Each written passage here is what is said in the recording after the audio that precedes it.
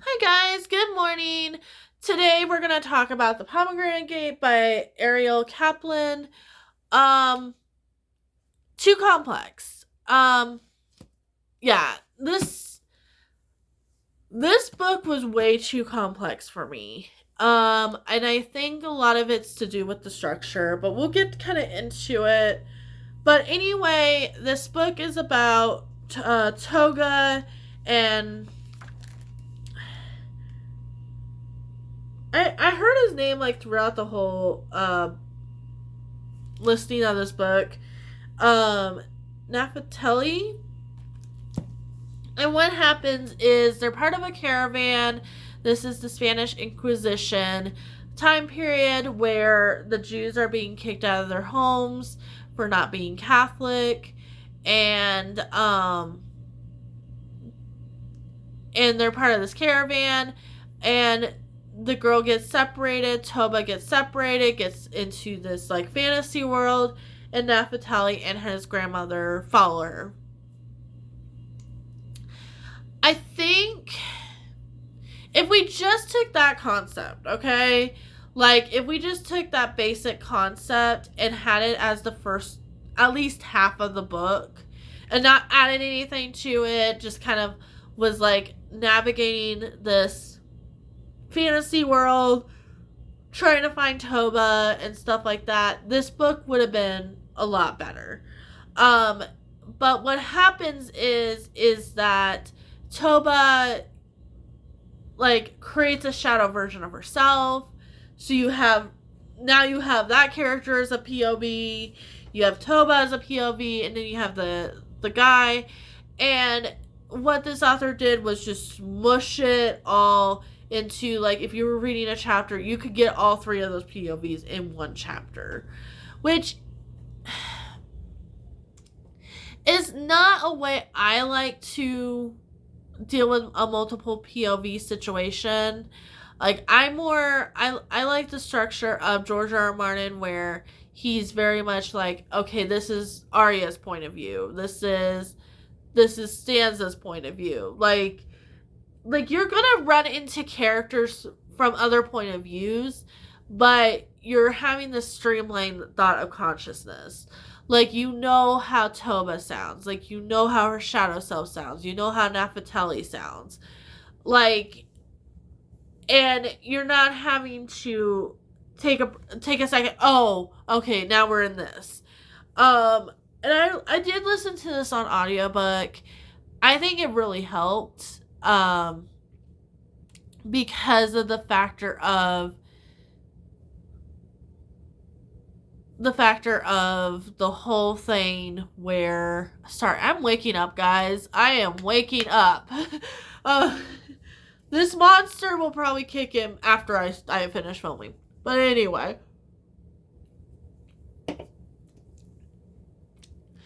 um yeah, so I have this, and then they add the whole marriage thing. I'm like, okay, this is like way too much for one book. Way too much for one book. And then like there's like a whole science to them. I'm like, oh my god, okay, so you're adding more to this book that's already very confusing. So, and I got this recommendation off of Becca in the books, and I know she didn't really complain too much about the complexity of this book, like I am. I feel like in some ways, I feel like she has read a lot more epic fantasy than I have. Where you just kind of have to go with the flow. Like she's finished recently the whole Joe Abercrombie First Law series and stuff like that. Where, yeah, I felt like that was more streamlined.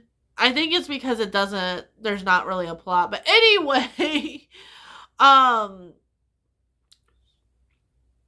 yeah, but I felt like I was all over the place with this book. Like I would be sitting there at one point like, okay, like going through, like trying to just vibe instead of trying to figure it out, and I just